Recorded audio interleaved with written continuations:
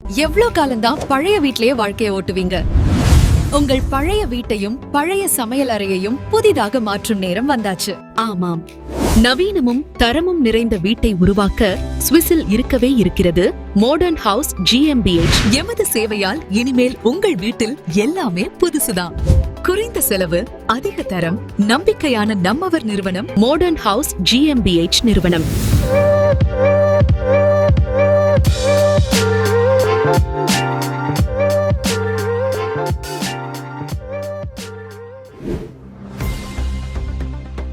Hi, welcome to Swiss Tamil TV. அன்பான சொந்தங்களை, மிக முக்கியமான ஆளுமைகள் சிறப்பு பகுதியினூடா சந்திக்கிறதுல ரொம்பவே சந்தோஷம். இன்னைக்கும் ரொம்ப முக்கியமானது. தமிழர் பரப்புல இவங்களை பத்தி தெரியாதவங்க நிச்சயமா தெரிந்து கொள்ள வேண்டும். இவர்களுடைய ஆளுமையையும் நம்ம புரிந்து கொள்ள வேண்டும். இதற்கு முழு காரணமாக இருக்கக்கூடியது எழுத்தாளராக இருக்கக்கூடிய துலக்கிரி அவர்கள். ரொம்பவே நன்றிகள். ஈழத் திருநாட்டுல அற்புதமான ஒரு படைப்பாளியாக இவங்களை எடுத்துக்கலாம். அதாவது சுவிட்சர்லாந்துல வாழ்ந்தாலும் ஈழத்தை எழுத்து சுமக்கக்கூடிய ஒரு பெண் ஆளுமை சம்பந்தமாக பார்க்க போகிறோம். அவர்தான் ஆதிலட்சுமி சிவகுமார். ஏன் சாதனை பெண்ணாக வலம் வந்து கொண்டிருக்காங்க, அது சம்பந்தமாக பார்க்கலாம். நம்ம ஈழ திருநாட்டுல எழிலும் கலை கலாசார பண்புகளும் அதனோட சோரம் போகாத தனித்துவமும் நின்று நிலைத்து இன்னைக்கு பல நூறு ஆண்டுகளுக்கு மேலாக அதனை பேணி பாதுகாத்து அற்புதமாக இருக்குன்னா அதனுடைய நெறிமுறை தவறாத வழி தோன்றல்களினுடைய எழுத்தாளர்கள் தான் அதை கட்டி காக்குறாங்க அப்படின்னு அர்த்தம். அந்த வகையில பல்துறையில தன்னுடைய எழுச்சியை காட்டினவங்க. அதாவது வானொலி நிகழ்ச்சி தயாரிப்பாளராக இருக்கலாம், பாடல் ஆசிரியராக இருக்கலாம், விமர்சகராக இருக்கலாம், நூல் ஆசிரியராக இருக்கலாம், அச்சு இலத்திரனியல் ஊடக எழுத்தாளராக, மதிப்பீட்டாளராக, ஏன் தேசிய உணர்வும் மண் வாசனையும் மாறாது 4 தசாப்தங்களாக ஈழத்தினுடைய சிறந்த கலை இலக்கிய பேராளுமைகள்ல ஒருத்தர் தான் ஈழத்தினுடைய மூத்த பெண் படைப்பாளர் சுவிட்சர்லாந்துல வாழ்ந்து வரக்கூடிய திருமதி ஆதிலட்சுமி சிவகுமார் அவர்களோட கலை இலக்கிய பார்வையோடு தான் இந்த நிகழ்வோடு நம்ம இணைந்து கொள்ள போறோம். தாயகத்தினுடைய சிரம் அப்படின்னு சொல்லப்படக்கூடியதான் யாழ்ப்பாணம். அங்கு சைவமும் தமிழும் கலையும் கலாசாரமும் எப்பவுமே இணைஞ்சிருக்கும். அதனோட கல்வியும் ஆலயமணி ஓசைக்கும் பஞ்சமில்லாத எழில்மிகு ஊர்தான் இனிவில். அந்த பதியில தான் தமிழை மூச்சாய் வரித்து சைவத்தையே சிறந்த பேச்சாய் நிறுத்தி தந்தை செல்வா காலத்து தமிழரசு கொள்கையை பரப்பி நின்ற பேச்சாளர், சமூக நல மேம்பாட்டு செயற்பாட்டாளர், தமிழ் நல்லாசான் அப்படின்னு சொல்லக்கூடிய பண்டிதர் நாவண்ணா ராசையா இணை சின்னம்மா தம்பதிகளுக்கு அரும்பெரும் புதல்வியாகத்தான் ஆதிலட்சுமி அவர்கள் பிறக்கிறாங்க. சின்ன வயசுல இருந்தே தாய் தந்தை அன்போட தமிழ் அன்னையினுடைய அமுதையும் உண்டு தடம் பதித்து அவங்க நடக்கும் போதே மழலை தூய தமிழ் குடிலெங்கும் பரவி நின்றதுக்கு இவர் உலகெங்கும் பரப்பி நிற்கும் தமிழ்தான் நச்சான்றாகவும் இருக்கிறது. இவர் தன்னுடைய கல்வி காலத்தை யாழ்ப்பாண வினுவில் சைவ பிரகாசா வித்தியாலயத்திலையும் யாழ் கொக்குவில் இந்து கல்லூரியிலையும் படிச்சிருக்காங்க. அதன் பின் தன்னுடைய இளமை காலத்திலேயே பாண்டித்தியத்தையும் தமிழ் மொழி மீதான பற்றுறுதியையும் தந்தையினால் முறைப்படி கடத்த அதுக்கப்புறமா தன்னுடைய இளமை காலங்களிலேயே பாண்டித்தியத்தை பெற்றுக் கொள்றாங்க. தமிழ் மீதான பற்றுறுதியோட தந்தையின் மூலமான முறைப்படியான கற்பித்தலோட அதை அப்படியே கடத்துறாங்க. அது மகளுக்கு கிடைத்த முதுசமாயும் பெற்றுக் கொள்றாங்க. வளரும் பயிர மொழியிலேயே தெரியும் அப்படின்னு முது மொழி ஒன்று இருக்கு இல்லையா, முளைத்து பெருவிருட்சமாகி இலக்கிய பேருளைகிற ஒரு பெருநிழல் பரப்பி நிற்கிறதான் இந்த பேராளுமையான ஆதிலட்சுமி சிவகுமார் அவர்கள். குடும்ப வாழ் நல் சூழல்ல மகிழ்மிகு வாழ்வியல் முறையில இருந்து கொண்டே கலை இலக்கிய துறையில தடம் பதித்த மூத்த பெண் படைப்பாளர் தான் ஆதிலட்சுமி. பாடசாலை நிகழ்வுகள், சமயம் சார் நிகழ்வுகள் எல்லாத்திலையுமே இளமைக்கால ஆளுமையை பதிச்சாங்க. தாய் தந்தையினுடைய பேராசியோடையும் மூத்தோர் பெரியோர் நண்பர்களினுடைய வாழ்த்து பலத்தோடையும் படைப்பாற்றல்ல வீச்சு பெற்றாங்க. 1982 ஆண்டு மே மாதம் 20ஆம் தேதி உரிமையில்லா உறவுகள் என்ற முதல் சிறுகதைய தினகரன் பத்திரிகையில வெளிவருது. இலக்கிய உலகிற்கு அப்போதான் ஆதிலட்சுமி ராசையாவாக தடம் பதிக்கிறாங்க. அன்னையிலிருந்து இன்னைக்கு வரைக்கும் கதை எழுதுற பாங்குல தனித்துவமும் வாசிப்போரை ஈர்க்கிற பக்குவமும் கற்பனைகளற்ற மண்வாசனை உணர்வுகள் கலந்த மொழியாளுமைய தன்னுடைய உள்ளத்திலிருந்து இலக்கிய உலகுக்கு வாசகர்கள் தேடலுக்கும் அற்புதமாக கொடுக்கிறாங்க, அபூர்வமாக கொடுக்கிறாங்க. இவர் தன்னோட மொழியாற்றல் படைப்பாளுமையில எப்போதுமே வறுமை நிலையை காட்டியதே கிடையாது. ஏன்னா தமிழ் உணர்வினுடைய பாண்டித்தியமும் பட்டறிவும் தான் இவங்களுடைய படைப்புகள்ல புலப்படும். இவருடைய உடன்பிறப்பான கனடாவால் எழுத்தாளர் ரா சம்பந்தன் அவர்களும் இலக்கிய பரப்புல தடம் பதிச்சு வாராரு. கவிதைகளா இருக்கலாம், சிறுகதைகள், வானொலி நாடகங்கள், நூல் விமர்சனங்கள், படைப்பாளர்கள் பலரோட நூலுக்கான அணிந்துரைகள், வாழ்த்துரைகள், பாடல் வரியாக்கம், இலக்கிய பயிற்சி வகுப்புகள், கலை இலக்கிய போட்டிகள், மதிப்பீட்டாளர், அரங்கூரி ஆற்றுகை, கவி அரங்கங்கள் அப்படின்னு சொல்லி தனக்கென ஒரு முத்திரை வதிச்சு நேர்த்திய களங்கமற்ற கொள்கை உணர்வோட பயணிச்சு வாரவங்கதான் உணர்வு மிகு மூத்த பெண் எழுத்தாளர் ஆதிலட்சுமி சிவகுமார் அவர்கள். தன்னுடைய கல்வி காலங்களில் கடந்து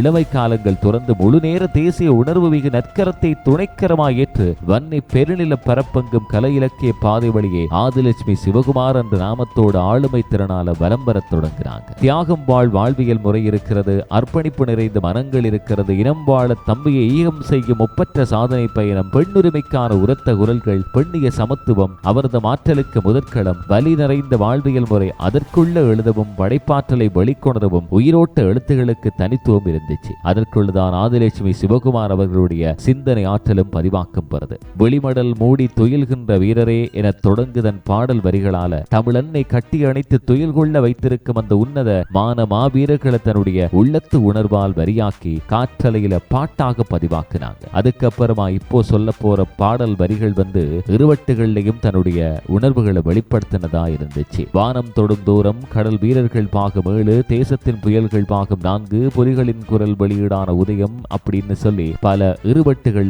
காலை மலரை கைகளில் ஏந்தி புதியுகம் ஒன்று படைத்திட வேண்டும், ஈழம் மலரம் போகுது, வெளிமடல் மூடி துயில்கின்ற வீரர், கீதம் இசைத்த குயில், இவர் கீழ்வான விழுந்த கதிர் என 15 தாயக எழுச்சி பாடல்களையும் எழுதியிருக்காங்க. இவரோட வரியில் இருக்கக்கூடிய கனதியையும் காத்திரத்தையும் காற்றலை இன்னைக்கும் காவிச் சென்று காதோரம் சேர்க்கிறதுன்னா இவர் படைப்பாற்றலினுடைய ஆளுமை அவ்வளவுக்கு வீரியமானது. 1990களில் தாயக புலிகளோட குரல் வானொலியில முதல் பணியாளராக இணைஞ்சார். அந்த விஷயத்தை வானோசை 13 நூல் ஆதாரமா பதிவு செய்திருக்கு. 1990 இருந்து 2009 வரைக்கும் வானொலிக்கு எண்ணற்ற படைப்புகள் எழுதியிருக்கிற மூத்த பெண் படைப்பாளர் ஆதிலட்சுமி சிவகுமார் அவர்கள் தாயக உணர்வு சுமந்து இலக்கிய கனவை வரித்து கவிதையாக, சிறுகதையாக, நாடகமாக, ஏன் கட்டுரையாக, கணப்பொழுது எனும் சிறப்பு நிகழ்வாக என மேலும் பல சிறப்பு நிகழ்ச்சிகள், தொடர் நாடகங்கள் அப்படின்னு ஏராளமான கலை படைப்புகளையும் நிகழ்ச்சி பிரதிகள் எழுதுறது, நிகழ்ச்சி அமைப்பு, நிகழ்ச்சி தணிக்கை, நிகழ்ச்சிகளின் மதிப்பீடு அப்படின்னு பல வகை பணிகள் ஆற்றி அசாத்திய திறன் கொண்ட பெண் ஆளுமை தான் இவர்கள். நிதர்சனம், தமிழீழ தேசிய தொலைக்காட்சி என்பவற்றிலையும் பல நிகழ்ச்சிகள்ல பங்கேற்றாங்க. இவருடைய எழுத்துலக பணியின் மற்றொரு பரிமாணமாக மனிதர்கள், வலி,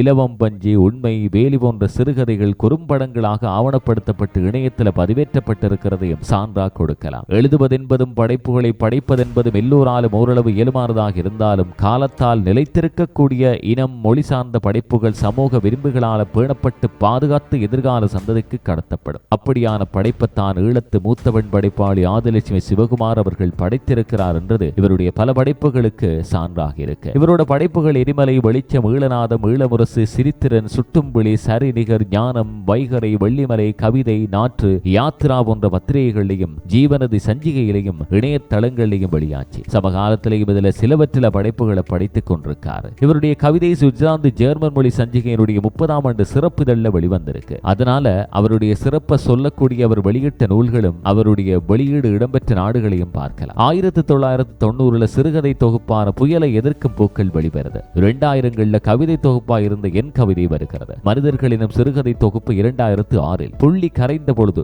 2018 நாவல் வகையில் வருகிறது. தாயகம், Switzerland, Canada, London, Denmark, Netherlands, France போன்ற நாடுகள்ல அதனுடைய வெளியீடு இடம்பெறுது. அதற்கப்புறமாக பொன்வண்டு சிறுகதை தொகுப்பு 2022 வெளிவருகிறது. சுவிட்சர்லாந்து, தாயகம், கனடா, பிரான்ஸ் போன்ற நாடுகள்ல அதனுடைய வெளியீடு இடம்பெற்றது. ஒற்றை வானமும் ஒரு பறவையும் எனும் கவிதை 2023 வெளியாச்சு. முட்காட்டு பூ நாவல் 2025 சுவிட்சர்லாந்து, கனடா, பிரான்ஸ் போன்ற நாடுகள்ல நூல் வெளியீடு இடம்பெற்றுச்சு. காலம் வனைந்த கணையங்கள் அப்படின்னு சொல்லி 8 நூல்களை இலக்கிய உலகிற்கு தந்த பெண் ஆளுமைதான் இவங்க. சொல்லாண்மையும் விளையோடும் விடயப்பரப்பும் ஓர் இனம் சார்ந்த இயக்கங்களை தொட்டுவிட வேண்டிய இலக்குகளை, வரலாற்றின் தனித்துவங்களை வாசகர்களுக்கு உரிமை கலந்த உணர்வோடு அனுபவ ரீதியாக கொடுத்திருக்காங்க. அவங்களுடைய என் கவிதை நூலை தமிழீழ பெண்கள் ஆய்வு நிறுவனம் வெளியீடு செய்ய போராளி ஓவியர் ஒலிவர் அட்டைப்படத்தை வரைஞ்சாங்க. இந்த நூலுக்கான பின்னடைப்பு குறிப்பு வாழ்த்துறையினை ஈழத்தினுடைய ஆஸ்தான கவிஞர் புதுவை ரத்தினதுரை அவர்கள் வழங்கினாங்க. பின்னட்டை குறிப்பில் என் கவிதை ஆதிலட்சுமியின் அழகான ஆவணம், பாது ராட்சியத்திற்கான வாக்குமூலம், நீதிக்கான போருக்காக விளங்கும் நியாய முரசு, அடக்குமுறைக்கான அனைத்தின் மீதும்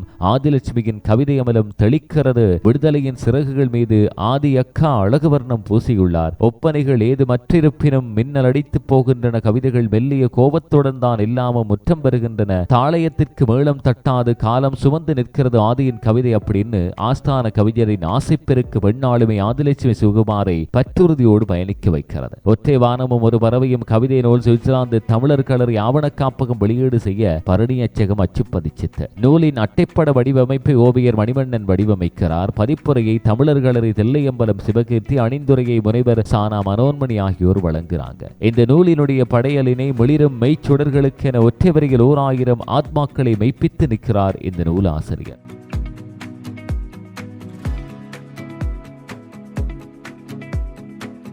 இந்த நூலில் கவிதையாய் வருகிறேன் என்ற தலைப்பு தொடக்கம் கனவுகளோடு வாழ்பவள் நான் எனும் தலைப்பு வரை 75 குறும் தலைப்புகளில் பேசப்பட வேண்டிய எழுதப்பட வேண்டிய எண்ணற்ற விடயப்பரப்புகளை தன்னுடைய எழுத்தாற்றலினால் பதிவு செய்திருக்கிறார் மூத்த பெண் ஆளுமையான ஆதிலட்சுமி சிவகுமார் அவர்கள். 2025 வெளியான இவருடைய முட்காட்டுப்பூ நாவல் வலிந்து காணாமலாக்கப்பட்ட தங்களுடைய பிள்ளைகளின் பிரிவு தரும் கொடூர வரிய அனுபவ ரீதியான தாயாக வெளிப்படுத்தி கொட்டி தேர்த்திருக்கிறார். ஒவ்வொரு தாய்மார்களுக்கும் பிள்ளைகள் மீது இருக்கின்ற தம் பாசமும் அதை இழந்தபோது வருகின்ற பிரிவு துயரும் இவருடைய எழுத்துகளில் நிறைந்திருக்கின்றன. இந்த நாவலை சுவிட்சர்லாந்து தமிழர் கலரி ஆவண காப்பகம் வெளியீடு செய்ய பரணி அச்சகம் அச்சுப்பதித்தது. அட்டைப்பட வடிவமைப்பு தமிழ்நாட்டைச் சேர்ந்த ஓவியர் மணிவண்ணன் வடிவமைத்தார். வெளியீட்டுரை தமிழர் கலரி தில்லையம்பலம் சிவகீர்த்தி அவர்களும் உரைகளை பூரணி பரராஜசிங்கம் அவர்களும் வழங்கினார்கள். தீபிகா, பிரேமினி, அற்புதராசா, கந்தர்மடம், அஜந்தன் ஆகியோருடைய கருத்து பதிப்போடு கருவறையில் கனல் சுமக்கு தாய்மார்க்கு என்ற படையலோடு இந்த நாவல் வெளிவந்தது. இந்த நாவலினுடைய பின் அட்டை குறிப்பை நூலாசிரியர் இப்படி பதிகிறார். இந்த நாவலை எழுதும் போது என் விரல்கள் நடுங்கி இருக்கின்றன. மனதுக்குள் குருதி கசிந்திருக்கிறது. உறக்கம் தொலைந்திருக்கிறது. பசி மறந்திருக்கிறது. என்னை மிகவும் வருத்தியே இந்த நாவலை படைத்திருக்கிறேன். இந்த படையலுக்கு என்னை தயாராக்கிக் கொள்ள நீண்ட காலம் எடுத்திருக்கிறது. காலம் ஒவ்வொரு தடவையும் என்னை அச்சுறுத்த முறையும் போதெல்லாம் என் படைப்புகளோடு நான் நிமிர்ந்து கொள்கிறேன் என்பதுதான் உண்மை. நூல் ஆசிரியரோடு இந்த வலி நிறைந்த படைப்பை படிக்கிற போது ஒரு வாசிப்போடு மாத்திரம் நின்று விடாது அதற்குள் வாழ தூண்டுகிற போது வருகின்ற வரியை இந்த நூலை படிக்கின்ற ஒவ்வொருவரும் பரிபூரணமாக உணர்வார்கள். இது வரும் நாவல் அல்ல. இது ஈழத்தில் வாழும் பிள்ளைகளை இழந்த பெற்றோர்களின் நாளாந்த வாழ்வியல் பலியாகும். 2008 ஆண்டு தை மாத எரிமலை சஞ்சிகையில் ஆதிலட்சுமி சிவகுமார் அவர்களின் நேர்காணல் பதிவாக்கம் பெற்றிருக்கிறது. அதில் காலத்தின் பதிவுகளை காவிச் செல்லும் படைப்புகள் உருவாக்க வேண்டும் இவ்வாறு பதிவு செய்திருக்கிறார் அவர். இவரது புள்ளி கரைந்த பொழுது நாவல் பற்றி என்னுடைய பார்வையினை மித்திரன் வாரமலரில் 3 வாரங்கள் தொடராக எழுதியிருந்தேன். கடந்த 10/3/2024 தாயகத்திலிருந்து வெளிவரும் ஜீவநதி சஞ்சிகை ஆளுமை சிறப்புதல் என்ற தலைப்பில் இவருடைய ஆற்றலை பதித்திருக்கிறது. அதில் தாமரை செல்வி, ரமேஷ், தாட்சாயினை, கந்தர்மடமான அஜந்தன், டி செல்வ மனோகரன், புலோலியூர்வேல், நந்தகுமார், தமிழ்நதி, ஜேசுராசா, முல்லைக்கமல், கலாநிதி குலமோகன், பிரேமினி, அற்புதராசா, பூரணி பரராஜசிங்கம், உலகபங்கி ஆகியோர் இந்த ஆளுமை பயணங்களை பதிவு செய்திருக்கிறார்கள். இந்த எழுத்தாளரது கடந்த கால பயணங்களை பார்க்கின்ற போது 1982 2ஆம் பரிசு தேசிய இளைஞர் சேவை மன்ற சிறுகதை போட்டியில் பெறுகிறார். 91 சிறுத்திறன் மகளிர் கட்டுரை போட்டியில் பரிசு, தமிழீழ மகளிர் வெளியீட்டு பிரிவு கவிதை போட்டி 2ஆம் பரிசு 93, 2004 மூத்த பெண் படைப்பாளர் விருது கேப்டன் வானதி பதிப்பகத்தின் மூலமாக கொடுக்கப்படுகிறது. தேச தலைவரினால் தங்கப்பதக்கம் வழங்கி மதிப்பளிப்பு 1998. இதனையே தன் வாழ்நாளில் பெரும் பேராகவும் தன் பயணங்களின் நம்பிக்கையாகவும் கருதும் இந்த எழுத்தாளர் அதன் மகிழ்வோடே வாழ்ந்து கொண்டிருக்கிறார். ஈழத்தின் மூத்த பெண் எழுத்தாளுமை ஆதிலட்சுமி சிவகுமார் அவர்கள் 4 தசாப்தங்களுக்கு மேலாக கலை இலக்கிய நெறிமுறையோடு நின்று மொழிச்சிறைவற்று சொற்பிசர்களின்றி படைக்கின்ற போருக்கு முந்தைய போர்க்கால போருக்கு பிந்தைய பதிவுகள் ஆவணமாக பேணப்படுவதோடு மாத்திரமன்றி எதிர்கால சந்ததிக்கான படிப்பாவணமாகவும் பேணப்பட வேண்டியதே ஆகும். இந்த ஆளுமையை கலை இலக்கிய ஆர்வலர்கள் படைப்பாளர்கள் சார்பாக வாழ்த்தி மகிழ்ந்தேற்றுவோமாக.